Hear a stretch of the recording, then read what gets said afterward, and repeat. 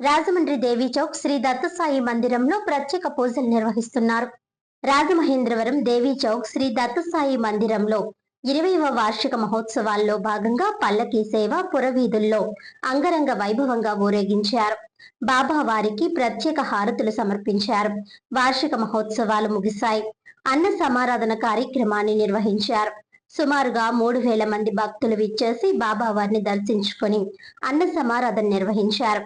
ఈ కార్యక్రమంలో ఆలయ chairman Nagalla Rajendra Prasad Babu, Naidu, Nagendra, CH Veerababu, K Ravi, S Gangaraju, A Ramu తదితరులు పాల్గొన్నారు.